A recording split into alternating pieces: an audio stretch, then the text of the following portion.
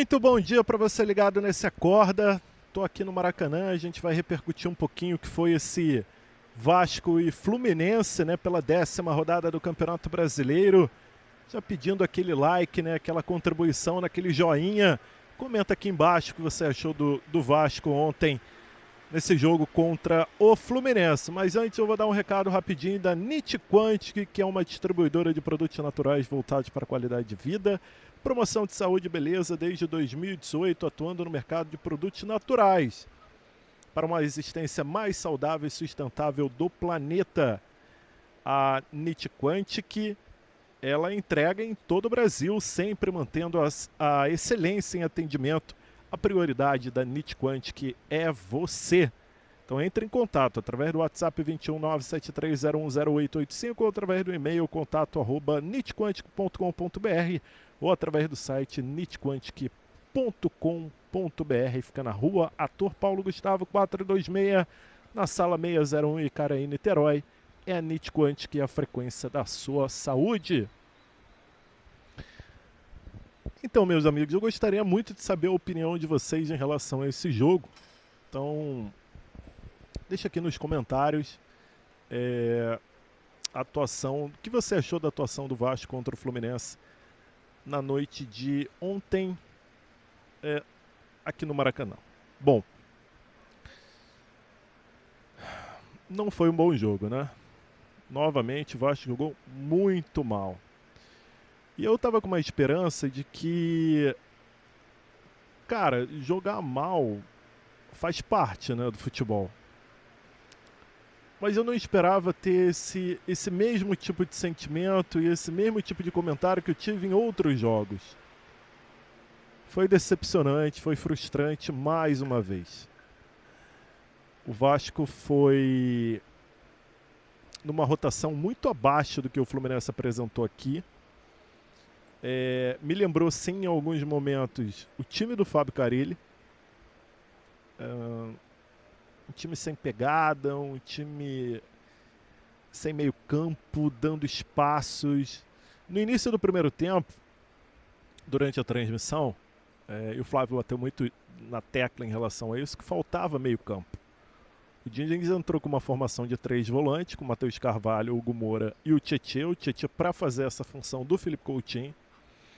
E por mais que o Tietê seja um jogador muito dinâmico, muito participativo, de bom passe, e que vinha jogando jogos muito bons até, ele não tem esse caguete nessa posição, entendeu? Não é um cara, não é o 10, não é o cara do último passe, não é o cara do talento do meio de campo. O Tietê não consegue fazer isso. O Tietê dá outra dinâmica para o time.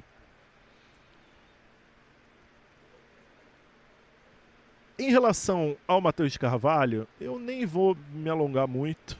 O Matheus Carvalho fez uma atuação muito ruim, muito ruim.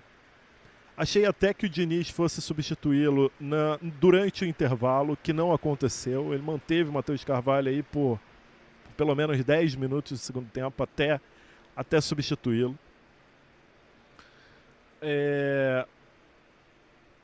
Pouco participou ofensivamente, pouco marcou defensivamente. No início do segundo tempo, então, ele tentou 2, 3 saídas. Meu Deus do céu, cara. Era melhor ter entregado de presente, porque na verdade ele fez isso, né? Mas ao invés de tentar, não, toma, eu já vou fazer besteira mesmo, então toma a bola, enfim.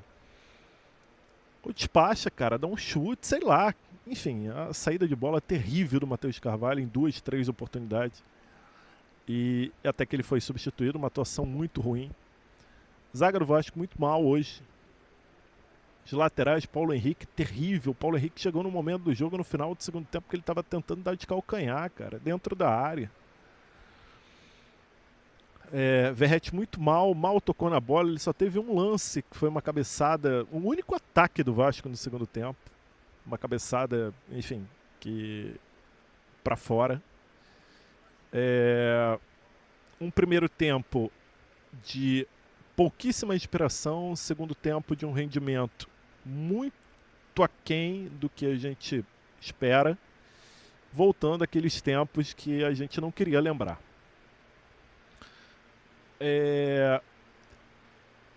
Resumindo, foi uma atuação terrível. O Fluminense mereceu a vitória. O Fluminense foi muito mais time. Conseguiu a virada num gol do Guga, que fez um bom jogo, um chute de fora da área, um belo gol do Guga. E eu começo a questionar, cara, algumas decisões que o Diniz teve durante a partida que eu fico na dúvida se foi uma questão de não querer perder o jogo, porque naquele momento o Fluminense, o segundo tempo todo o Fluminense foi melhor e estava pressionando, ou se ele olha para o banco de reservas e não tem opção, e ele começa a encher o time de volantes e, sei lá, talvez uma resposta para a diretoria de que a janela ela precisa ser convincente, a janela precisa ser assertiva no meio do ano. Ele colocou mais um zagueiro no lugar do Luiz Gustavo, que a gente não entendeu o porquê dele ter feito isso.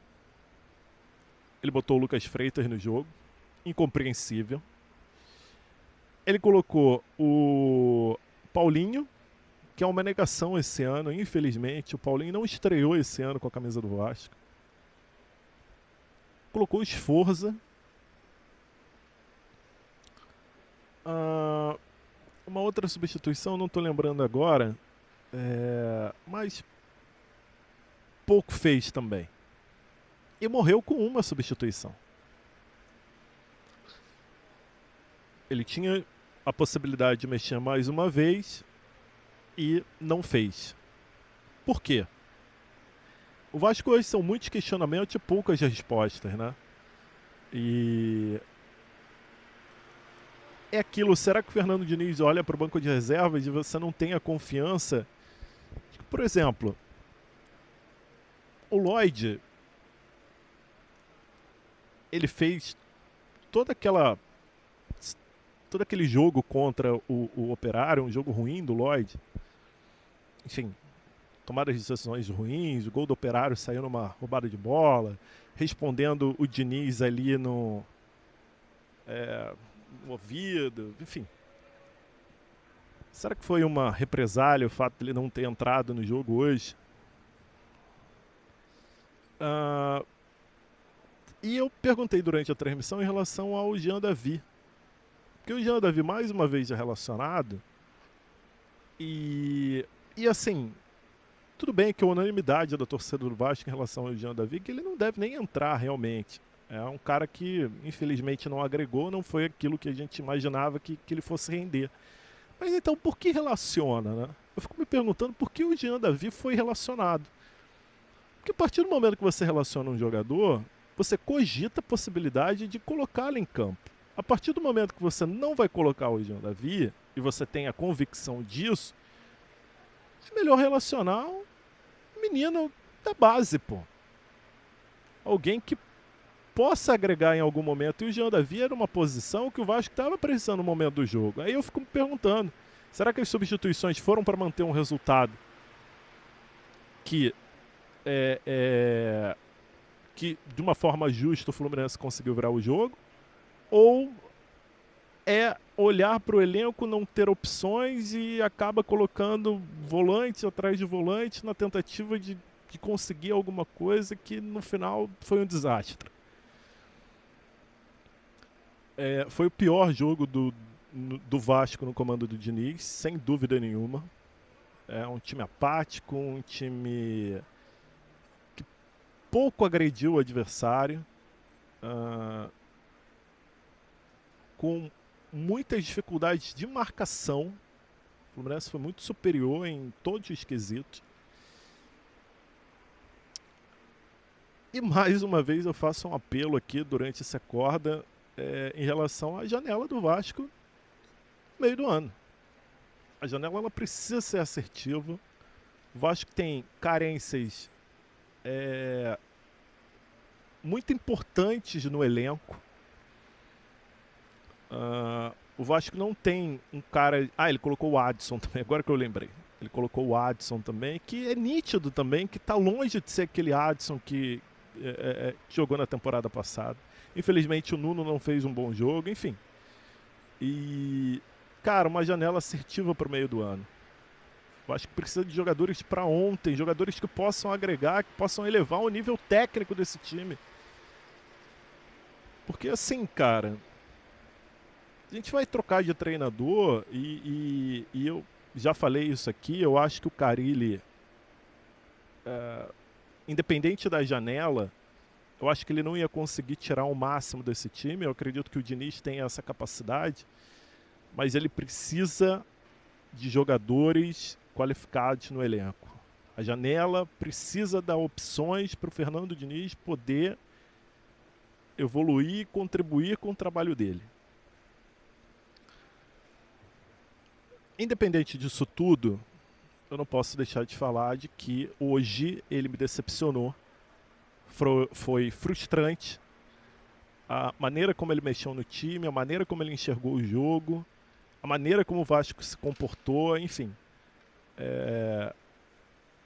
Tudo resultou nessa derrota de hoje, merecido. E vamos ver qual tipo de comportamento o Vasco vai ter no próximo jogo. E seguimos. Seguimos na torcida de dias e futuros e um futuro melhor. É isso. Agradecendo a todo mundo que acompanhou esse Acorda. Deixou aquele like, comenta aqui embaixo. A gente vai estar de olho nos comentários. Eu me despeço por aqui. Até a próxima. Muito obrigado a todo mundo que colou na transmissão, né, que deu aquela audiência, que deu aquele like também, que comentou, superchat, enfim. Muito obrigado, hein? Valeu, gente. Até a próxima.